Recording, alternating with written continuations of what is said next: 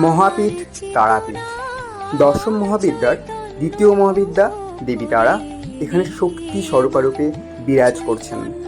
Hey guys, welcome to my new blog. আজ চলো ঘুরে আসা যাক তারাপীঠ থেকে। প্রকৃতির অপূর্ব দৃশ্য উপভোগ করতে করতে চলেছি রামপুরহাটের দিকে। ডেস্টিনেশন তারাপীঠ। পশ্চিমবঙ্গের বীরভূম জেলার রামপুরহাট শহরের কাছে অবস্থিত এই তারাপীঠ। এখানে এসে তোমরা দেখতে পাবে রাস্তার দুপাশে রয়েছে অজস্র ছোট্ট ছোট্ট দোকান এবং সেখানে বিক্রি হচ্ছে পুজোর নানা ধরনের সামগ্রী। বর্তমানে এই স্থানের আধুনিকরণ করা হলেও রয়ে গিয়েছে বিভিন্ন প্রাচীনতার ছাপ। আজও অলিতে গলিতে কান পাতলে শোনা যায় বিভিন্ন অলৌকিক কাহিনী। লোকমুখে প্রচলিত রয়েছে বশিষ্ঠ মুনি এখানে তারা দেবীর তপস্যা করেন। তিনি 3 লক্ষ বার তারা মন্ত্র জপ করে দেবীকে তুষ্ট করেন। বশিষ্ঠ মুনি দেবীকে অনুরোধ করেন, বুদ্ধ যে শিশু শিবকে স্তন্যপানরত অবস্থায় দেবীকে ধ্যানে দেখেছিলেন, দেবী যেন সেই রূপেই তাকে দর্শন দেন। দেবী তারা মুনি বশিষ্ঠের সেই মনোবাঞ্ছা পূর্ণ করেন। তারপর তিনি পাথরের মূর্তিতে পরিণত হন। সেই থেকে তারাপীঠে সেই মূর্তি দেবী তারা রূপে পূজিত হয়ে আসতেন। এই যে জলাশয়টি দেখতে পাচ্ছ, এটি জীবিত কুণ্ড নামে পরিচিত। এই কুণ্ডের পবিত্র জলে স্নান করে দেবীর পুজোর রীতি রয়েছে।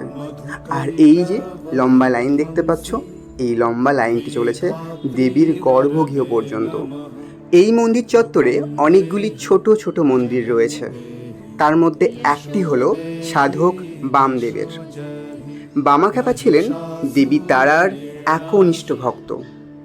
একদিন তিনি দেবীকে নৈবেদ্য নিবেদনের পূর্বেই খেয়ে ফেলেছিলেন, ফলে তাকে পুরোহিতদের রোষানলে পড়তে হয়।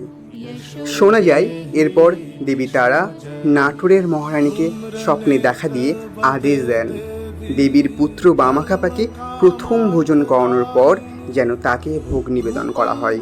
এরপর থেকেই বামাখ্যাপাকে প্রথম ভোজন করানোর পর দেবীকে ভোগ নিবেদন করা হতো। মন্দিরের ইতিহাস ও বিভিন্ন অলৌকিক কাহিনী সম্বন্ধে অনেক কিছু জানা হলো।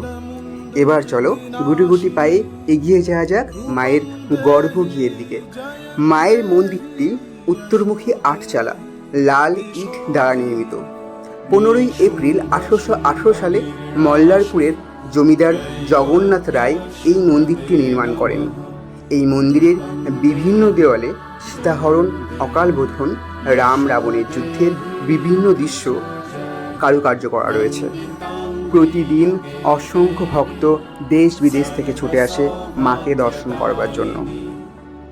গর্ভগৃহে যে মায়ের মূর্তি রয়েছে সেটি 3 ফুটের ধাতব মূর্তি এবং সেই মূর্তির মধ্যেই রয়েছে শিশু শিবকে স্তন্যপানরত অবস্থায় প্রস্তর মূর্তি। আমরা বাইরে থেকে সেই ধাতব মূর্তিটিকেই দর্শন করতে পারি। সত্যি এ যেন এক অলৌকিক অভিজ্ঞতা। মায়ের অপূর্ব রূপ দেখার পর তার দিক থেকে চোখ ফেরানো যায় না।